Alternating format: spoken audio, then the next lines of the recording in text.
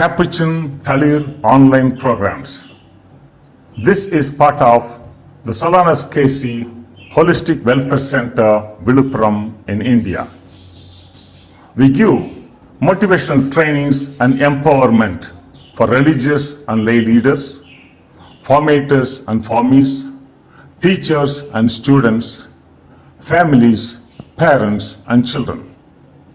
We also give counseling to the individuals and the communities and the families.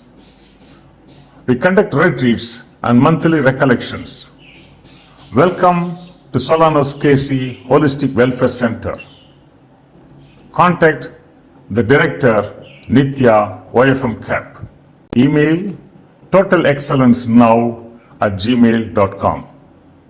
Dear brothers and sisters in Jesus Christ, welcome to Thalir Capuchin Motivational Training on Leadership. These days, we were listening to biblical leadership, stress management and conflict management, time management by Dr. Francis Xavier, Jesuit Father. And yesterday and today, the topics are 5 types of religious administration. And today, the last day, we have a special talk on 6 hats dialogue in administration by Reverend Brother Wilson Capuchin. Welcome, Brother Wilson Capuchin. Community life, relationship is a fulcrum of our religious life. Everybody knows it very well. Our entire lives revolves around relationship. And Pope Francis also highlights this aspect of our religious life. And Pope Francis says, religious life ought to promote growth in the church by way of attraction. By way of attraction. The church must be attractive. Wake up the world. Be witnesses of a different way of doing things, of acting, of living. It is possible to live differently in this world. How do we do it? Friends, we do it by creating a dunamis power. That's a Greek word that refers to dynamic power within our community. We create the kingdom within our community, and the power that is created within us through osmosis reaches out to people who are interested to our care. And that's how we are able to do our mission. We are able to evangelize people. Friends, let's see how we can do this, okay? How we can activate this dunamis power in our communities.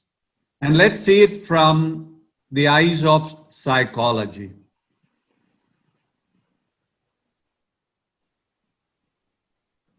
As animators, decision-making process is really vital when it comes to our community life. Friends, when a few religious people come together, or when you are forming a new institution, okay, it doesn't become a community right away. It goes through certain stages of metamorphosis, and then we can call it a community. Initially, it's only a group. So let's go through these 4 stages of community formation.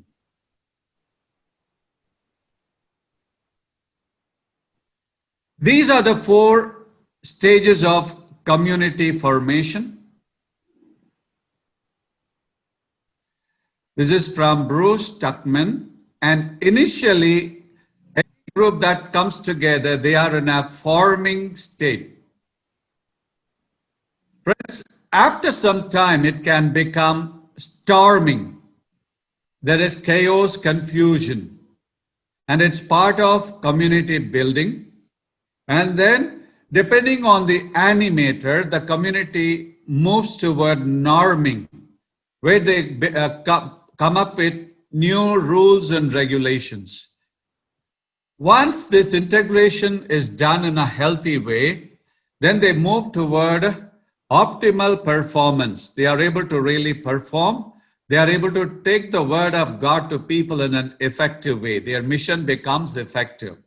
So we all know we have to be rooted in our community well before we can start shooting out to people who are interested to our care. So let's go over these 4 stages. The first stage is forming stage. When a new community is formed, okay, friends, when new people come into a community, even when one new person is inducted into a community, okay, it becomes a new group, okay, or one person is taken away from a community, okay, it becomes a new group. And they have to go through these stages of formation. And initially, friends, when they form a new community, supposing all the members are there with willingness, then they automatically go through these stages of growth. Okay, friends, willingness and consent is very important. Okay, they have to be there willingly. When they are transferred, they are there with happiness willingly. Then they go through all these stages. These are the experiences of a new community. Friends, all the community members have initial fervor. They all have this motivation. They really want to make a good community. So deep inside, they all have this feeling. Friends, when we form a community, we should not have too many rules and regulations. Okay, so fewer rules. Now, what is more important in a community is come and see rather than giving them a fig tree.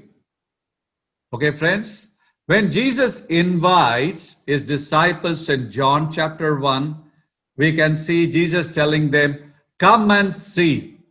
And he tells Nathanael, I knew you when you were under the fig tree. Friends, what is this fig tree? Fig tree is a symbol of rules and regulations.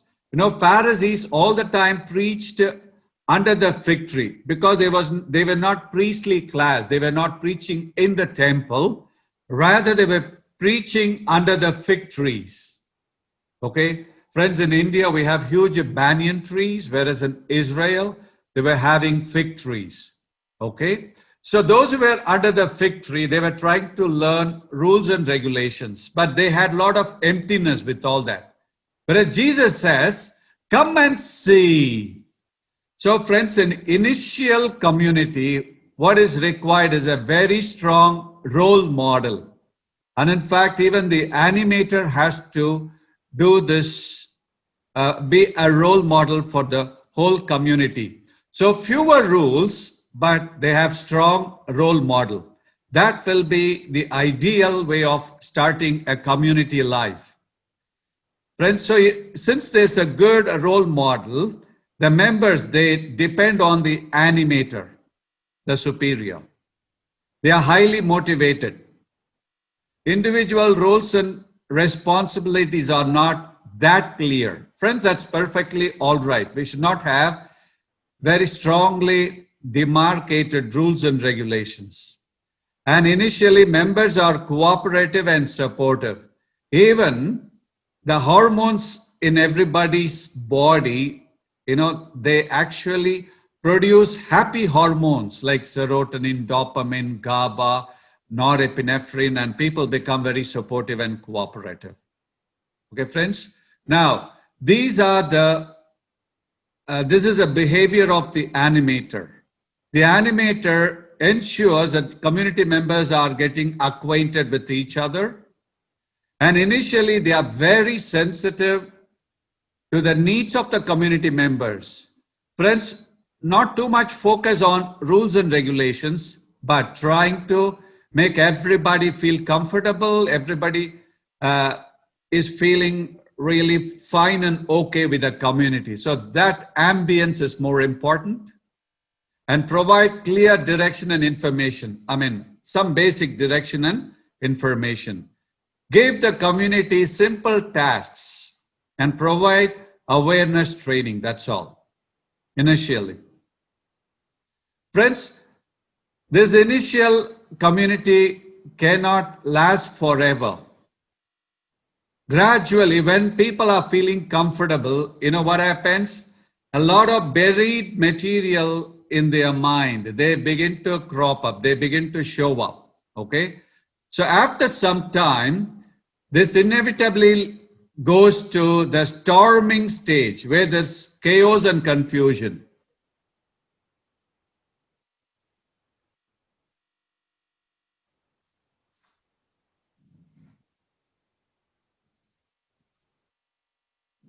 Friends, after a period of comfort, gradually the community moves toward this confusion. Friends, it's absolutely fine to have confusion. For example, in Jesus' community, okay, all these people came with a lot of fervor. Very soon they started fighting with each other as to who was the greatest among them. When they saw Peter and John and James being very close to Jesus, they even felt jealous of them. They were indignant toward them. So friends, now, if a community is healthy, friends, the initial stage stays only for a little time, okay? And then they enter the second stage of storming. There's a lot of fighting, infights and all that, okay? Friends, this is a time the vested interest comes to the fore. The community members fight for position and subgroups are formed. It's very natural. Subgroups can be formed based on nationality, you know, our country and some other country, or it could be based on language, linguistic groups, or it could be based on ethnic groups or caste feeling and all this. Okay, friends? So what happens is people tend to get into small groups and then they want to assert themselves. They want to gain power. Where does this come from? Friends, this forming subgroup and wanting security, it comes from childhood unfinished business as well as childhood unmet needs. Those who felt powerless as children, now they become power mongers. Those who felt a lot of had insecurity feeling in their childhood, now they want to gain power. So all the unmet needs and unfinished business, they all come to the fore in the second stage. Okay? Friends, here the animator really feels challenged. Why? There's a lot of confusion. And there is a triangulation. That means every subgroup is trying to pull the animator, the superior, toward their faction, their party. So a lot of parties are formed, Democrats and Republicans, BJP and Congress. Okay, a lot of parties are formed and everybody tries to pull the superior, the animator, to their party. And plenty of uncertainties persists. You know, there's a lot of confusion, chaos. All these are good. And distraction by relationship and emotional issues. They begin to find fault with each other, blame each other, and they become very critical toward each other. Friends, all these things have to happen in a healthy community. If you see the origin of every religious congregation order, you know, the first disciples of our founder, they were very, very cooperative. They were full of religious fervor. They wanted to really, really be witnesses to the gospel values. Then afterwards, we see every congregation, you know, going through tremendous chaos, confusion. Okay, friends? Friends, a good news is, the earlier the confusion, the better.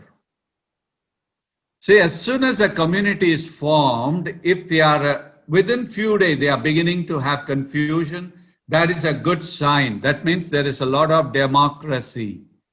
People are able to air out their opinions. People are able to release their emotions. And that's why there's confusion. So friends, the superior, the animators should become very comfortable with this. So these are the things they have to do. Okay. Continue to be positive and informative. So, you don't have to be perturbed and disturbed by the confusion because it has to happen. And in fact, early confusion is better. Friends, now listen to this, very interesting. If the confusion is not happening early, and if it is getting postponed, okay, friends, the more it is put off, the confusion, the bigger in magnitude. Am I clear? Friends, supposing if a community says for 2 years, 3 years, we are feeling wonderful, the more they delay this second stage, later on, when they have a confusion, it's going to be humongous. Okay? So earlier confusion is better. So the animator can be happy when there's a little confusion. Okay, friends? Because that's when they are really learning the community values. Okay? Friends, children, they fight and then they learn how to relate with each other. This is somewhere within us unconsciously. So only through fighting, somehow human beings, unless if you are a saint, we understand. If you are Saint Francis of Assisi, or you are a Saint Teresa of Child Jesus, you are Saint Alfonso, okay, or you are a Saint Aloysius Gonzaga, then we understand. Otherwise, normal people will have confusion and be open. Now, be comfortable with the conflicts. Animator, reassure the community that conflict is normal. Deal openly with conflict by having dialogue. Friends, don't try to suppress it. Don't try to deny. There are animators, who try to say, oh, this is only temporary. Come on, let us bury the hatchet. Let's all be together. And then they try to motivate and all that. Okay, but denial doesn't help. Suppressing doesn't help. Accepting, having dialogue is the best way to proceed.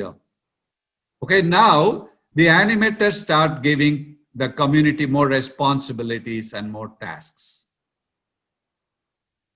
Friends, when there is a lot of storming and confusion in the community, that's the right time to go into norming. What is norming? Here we have to lay rules and regulations. Friends, the initial community should not have too many rules and regulations. Then there'll be too many people to rebel against it, and they might do the opposite. They might disobey. Okay, so initially we have just a few rules only here, but there's a way of creating rules. Immediately the animator doesn't become a dictator, but there's a way of guiding the community toward a healthier community. So this is what happens in a community. Okay, in a healthy community, principle of subsidiarity comes into being. That means the superior starts delegating all the responsibilities to the members. They don't hold all the responsibilities. They see as many responsibilities as possible being managed by the community members. And then they bring in a lot of dialogue, and then they go by consensus. Then roles and responsibilities are focused. Okay. Big decisions are made by group agreement. So go by consensus rather than the superior making all decisions, and focus on commitment. The community may engage in fun activities, dialogues and discussions, lead to new working style. Okay, friends? Friends, whenever people come to this stage, you know what we have to do? We have to do something little different. Okay, let's look at Jesus' community. Okay, friends, Jesus gives a beautiful parable. Okay, he says, when there is a confusion, what we have to do. Okay, Friends, you know the parable where the workers, okay, they sow good seed, and overnight some weeds are also thrown by the evil, and then as a crop is growing, the weeds are also growing. And the servants, they go to the master and say, Master, shall we remove the weeds? Whereas the master says, no, no, no, no, don't do it. Because in the act of removing the weeds, you might remove the wheat also, the good crop. Okay, so don't do it right now. You keep on manuring. Okay, so a time will come when the grain will be very clear and the weed also will be very clear. Then we can take an action. Friends, here, okay, many superiors animators, they sometimes make wrong decision. So listen to this carefully. There is a 20-60-20 principle. Friends, in every community, what happens is when we come to the second stage, and okay, when there is confusion, then this comes into being 20-60-20. Supposing there are 10 members in your religious community or in your institution, two of them, they become highly motivated. No, they stand for values. They know what their mission is. They are moving toward that mission. In fact, they become the engine of the community. Okay, and 2 among 10, 20%, they might become parasites. They are in the community, but their value system will be just the opposite. They might become power mongers. They might become money mongers. They might become scandal mongers. Okay, friends, how about the 6 people, 60% of community members or institution members? They are like cat on the wall. They are tepid. They are lukewarm people. Okay, friends, depending on where the cat gets, it can jump. So if you try to remove the weed at 20%, you know what they might do? They might turn to the 60%, they might poison their mind against the animator. So animators, as much as possible, don't try to take action immediately. Rather, you start fertilizing the field, okay? You start motivating the community members. Keep on doing it. Okay, friends? What happens when we motivate? Friends, the 60%, that is cat on the wall, when they get motivated gradually, okay? Then they join the first 20% of people who are highly motivated. Now there are 80% of people by your side. They are there for a cause. And these 80% of people can easily weed out that 20%, okay? Or they can neutralize their harmful effect. So please avoid taking action on the parasites right away. Wait until the community even matures and comes to the 4th level. Am I clear? So friends, so when we go past the 3rd stage, okay, again, the animator, okay, they follow the principle of subsidiarity. So in norming stage, what do? They give a lot of responsibilities to the community members. Friends, it's good the animator doesn't hold many responsibilities. Try to delegate as much as possible. Okay, good. And then provide more structure. Only when we come to norming stage, we have to provide real structure. Friends, till then the community should be like a movement, it's more liquid. Now it is becoming gradually solid.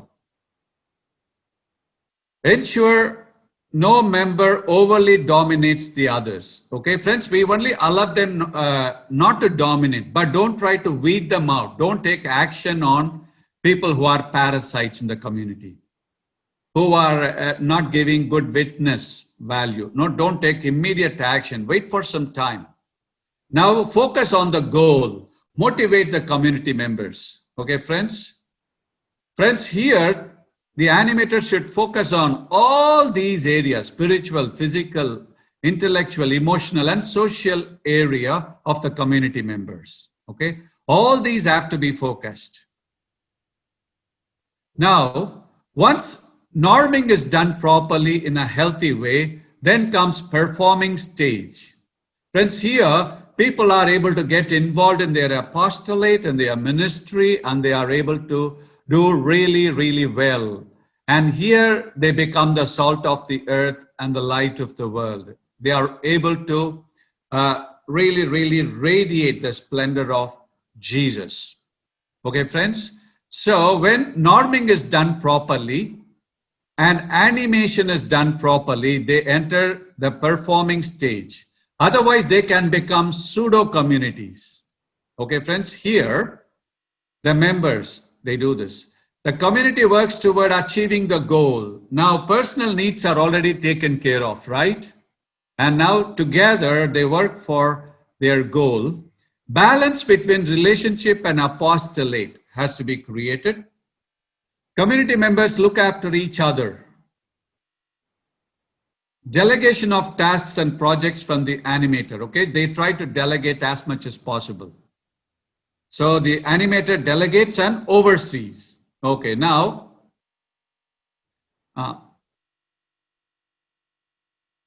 okay, friends, every time there is some success achieved, the animator sees that they celebrate it. A lot of celebrations are very good for a community.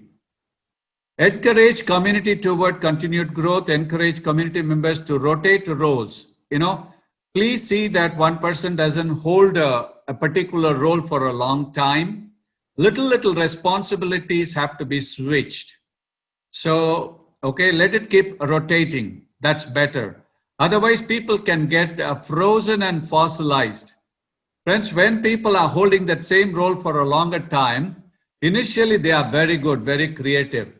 But after some time, they might become harmful and destructive also. Most people, there are very few people, maybe less than 10%, who can continue to hold and be healthy people. Most people can become unhealthy if they hold a particular position for a longer period of time. Then have regular dialogues and brainstorming. Okay, friends? Friends, when this particular style is followed, what happens? So initially it is a little group, and then there is confusion. During confusion time, actually performance goes down. And then norming is brought in and people are motivated. Okay, then they become highly performing community. Okay, friends. Now, how the animator can help the community go into norming and then performing. Okay, friends, the third stage is very vital. If the animator mishandles this stage, it can get into pseudo community and the chaos can continue and factions get bigger and bigger. There's more confusion. So this is where the animator has got a big responsibility. Let's go into this and see how people can develop this dunamis power. Friends, there are three types of power. One is mentioned in the New Testament. One is called energia power, muscle power, power that comes from majority. Okay, Jesus does not exercise this power. Okay, second power is called exousia power, that the power that comes from position. We all know provincial has got more power than the superior of a community. General has got more power than the provincial, and Pope has got more power than the general. So we know this hierarchy. Friends, actually, when it comes to community living, we are not supposed to use this power, energia power. But the third type of power is dunamis power. That means power of a child. And Jesus gives a beautiful parable. He says it's a power of leaven. Okay, leaven works quietly, doesn't work powerfully, but its activity cannot be resisted by the rest of the flour. Okay, it will leaven the entire flour over time, slowly. Okay, friends. Now, friends, How to have dialogue in a community by using lateral thinking as opposed to linear thinking, logical thinking.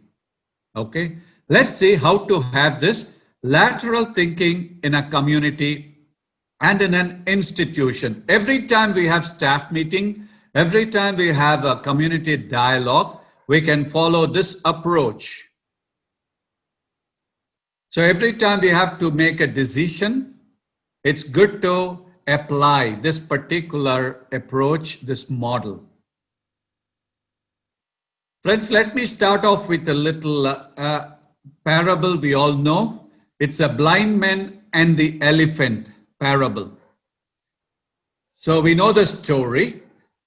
Some 6 blind people, they heard about elephant a lot, and they asked their master that they wanted to experience an elephant. So they were taken to the elephant, and each one touched a particular organ, particular part of its body, and they started interpreting in their own way, and each one said, what they said was correct, because that was their experience. So one person who touched the stomach, okay, he said, the elephant is similar to a wall. The second one, he touched the tusk of the elephant, and then he said it is a spear. The third one, he touched the tail of the elephant, and he said elephant looks like a snake. The fourth one, okay, he touched the trunk of the elephant, and he said elephant resembles a tree. And the fifth one, he touched the ear of the elephant, and he said elephant is something similar to the fan. And the sixth one, okay, he touched the tail, and he said it's like a rope. So each one, they had their own interpretation. Okay, friends, there is a new approach that says the best way to understand elephant is invite all the 6 blind people and let them touch every part of the animal. Okay, let everybody touch the tusk. Everybody touch the legs. Everybody touch the trunk. Everybody touch the tail. Everybody touch the stomach area, and then let them have a discussion. And then they would be able to, have a better picture of an elephant rather than each one getting stuck with one angle, one viewpoint. Friends, the same approach can be followed in our community dialogue. So how do we do that? So when it comes to decision making, this is what we can do. Friends, decision making is the most critical part when it comes to norming. Why? There are already factions formed. There are Republicans, Democrats, okay, fighting with each other. And the animator, is really struggling how to make everybody feel happy. So friends, if we have a particular approach, this might be the best when it comes to having a dialogue, and every time we want to make a decision, this particular method is very good. Okay, friends, this method is called 6-hat thinking by Edward de Bono.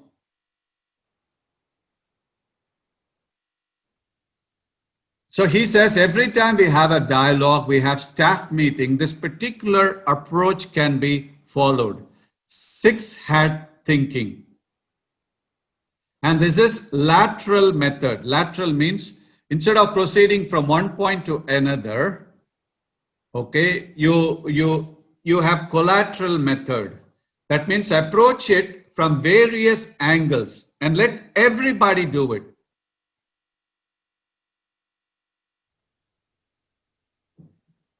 Friends, Edward de Bono, he suggests there are 6 hats. That means there are 6 ways of looking at reality. So what we have to do is, friends, during the dialogue, what happens is one member suggests something new, another member opposes. Okay, the third member tries to join one of them. Now what happens? It becomes a tug of war, and then it becomes a big conflict. So Edward de Bono says there is a way of guiding the community. That means, what does he mean by these 6 hats? Okay, each hat has got a color, right? He says everybody put on that hat. That means everybody see that reality from a particular angle. Then everybody switch over to another angle. Like this, if you are able to see the reality from 6 various angles, you get a clear picture, and then you can make a healthy, mature decision. Okay, friends, let's go over these 6 hats.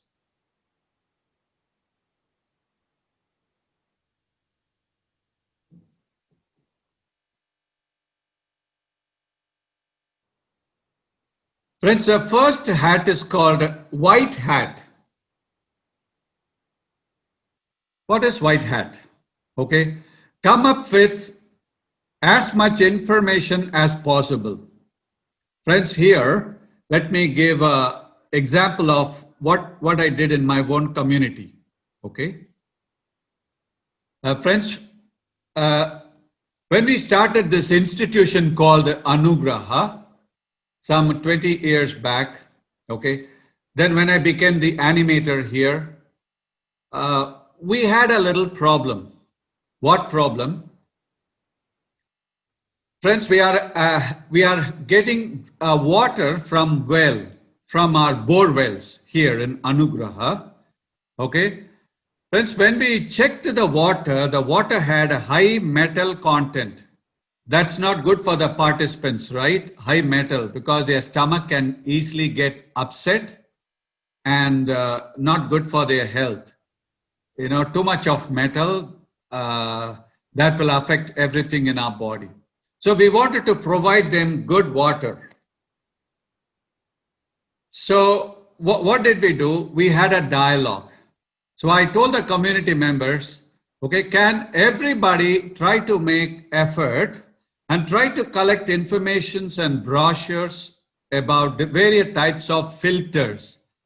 You know, we had to filter the water, clean the water, okay? So try to come up with various filters, and let's see which filter might be the best for us, okay?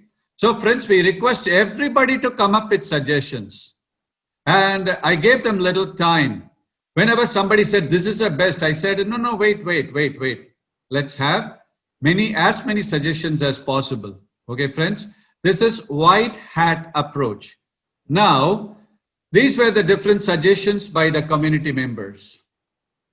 Okay, the first suggestion was RO filter, reverse osmosis filter. That can be bought and used for our institution. Okay, so one person suggested this, and he brought the brochure. Now, another person said, you know, in Kerala, they have this good filtering system that is natural. Okay, friends, it's having a pot that is filled with sand, then gravel, and then even charcoal, little cubes of bricks. And then we can pour water. That's a natural filter. That will be excellent for our health. One member suggested. Okay, friends. Then another member said there is an RO system filter that is also having UV filter. Okay, friends, ultraviolet filter, because ultraviolet will kill all the germs also. So that way there won't be any germ, and there won't be any mineral inside. So water will be pure, clean water. So there were many suggestions, and we picked up 3 of them. Okay, friends. And then we said, let us consider all the 3. This is called white hat approach. Am I clear? Friends, when somebody comes up with a suggestion, we have to say, hold, wait a minute. Okay, let's wait. and then request the community members to come up with as many avenues as possible. Let's explore all the avenues possible. Am I clear? So when we were exploring, we came up with these 3 types of filters. So that is called white hat approach. And then we proceed. So these are the 3. So we were wondering which one would be the best for our institution. Okay, friends, using the mud pot that is natural, then having RO system, then RO system with UV filter, that is maybe most reliable. Okay. Friends, and then we go to green hat thinking. What is green hat thinking is, okay, even though we have 3 brochures, shall we use this in more creative ways? Like somebody might say, shall we have the combination of the first and the second one? Or shall we combine this and that? Or that mud pot itself, there are various varieties. You know, some would say, instead of having charcoal, we could have bricks, because bricks will filter faster than charcoal pots. So there are various suggestions inside itself. Okay, friends. So they are able to come up with a lot of creative ideas, how best we can use all these 3. Okay, different ways of using them. Okay. Some would say, RO system is good, but there are, a 4-step RO system, 5-step RO system, 6 steps and all that. Some say, 6-step may not be good because that removes all the minerals, not good for our health. We need a little bit of minerals. So shall we go for a 3-step RO system rather than 6? So these are different suggestions and different creativities. Okay, friends, within RO system itself, one person was suggesting let's go for 3 stages. Another person said no, let's go for 5. And somebody said there are seniors also attending our course. Let's be on the safest side. Let's go for 6-stage RO system. So brainstorming is green hat approach. Okay, friends, looking for alternatives and all that. Okay. Now, friends, after doing this, okay, then we have to ask the community members, how do you feel emotionally? Friends, you know what? We all have this natural instinct. Our mind goes by logic, but our spirit goes by intuition. Okay, friends? So we can ask our community members, what's your hunch? Everybody has to say what they want here. Okay, friends? So here there is no factioning. There is no party system. Everybody goes through every stage. Everybody puts on all the 6 hats. Okay, friends, we ask, how do you feel about it? What is your intuition? What's your emotion? Okay, some would say, well, my intuition says this would be the best. So after supplying all the information, we ask for their gut feelings. So that is red hat approach. Friends, after they have shared all their gut feelings, okay, then there is yellow hat. Yellow hat is, okay, look at the positive side of every method. So what is the positive side of pot filtering? Pot filtering is natural. It removes only the hard minerals, but it allows the soft minerals that are good for our body. Our body needs minerals, right? Because minerals are the basis for vitamins. So we all need vitamins, we all need minerals. So pot might be good, that's a positive side. Then what's a positive side of RO system? The positive side of RO system is it is quick, it is fast. See, we have here more than 100 people for every course. Like pot might take a longer time, whereas this RO system is pretty fast. Quick, it will filter water very fast. So that is the positive side of RO system. Then what about UV filter? UV filter kills even the little microbes and germs and virus. So these are the positive side of these 3 filters. Okay, friends. So that is the yellow side. Now, from there, we have to proceed to the black hat.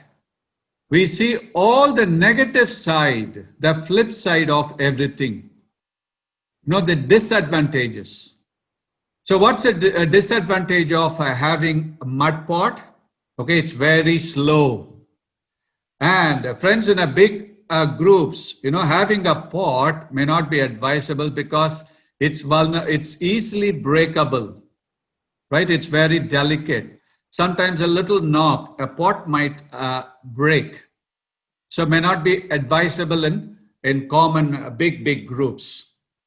What's the negative side of RO system? Okay, RO system removes the heavy minerals and soft minerals also. Actually, our body needs a soft minerals from water.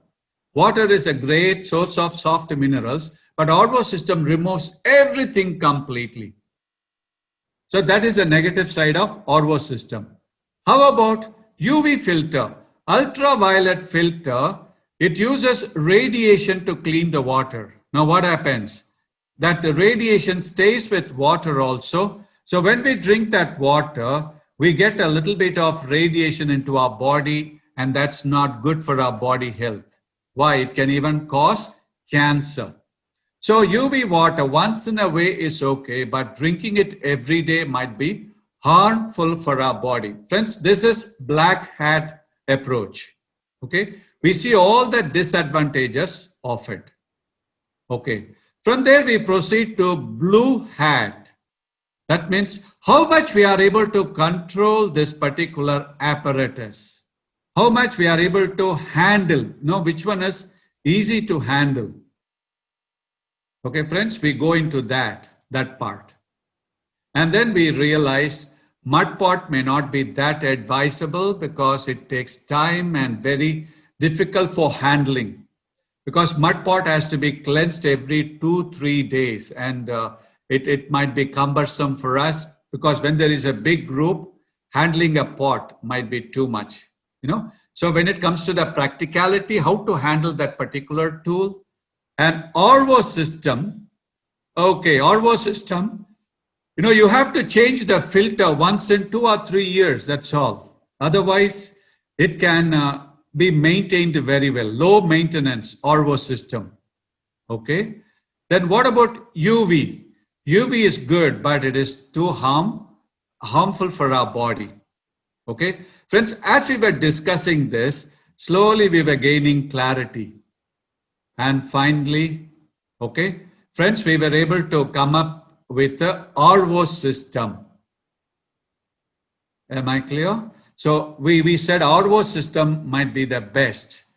Like 6 stages RO system might be the best. We didn't go for pot because pot is very delicate and UV filter is harmful for health. Maybe in this RO system is both, it's easy, fast, and then it is also easy to handle and less maintenance. So considering all this, the entire community said, let's go for RO system, RO filters. Okay, friends? So this is called blue hat approach finally, and then we come to a conclusion. Am I clear, friends? So when everybody is able to see from all these 6 angles, and then we gain a good intellectual clarity and emotional clarity as well, because all these are taken into consideration. Okay, the facts, then the intellectual matters, then the emotional matters, okay, the intuition, everything is considered. Friends, by the time we came to the 6th hat, almost all the community unanimously said, let's go for RO system. So I just gave you a little example, how we can conduct this particular method. Okay, friends?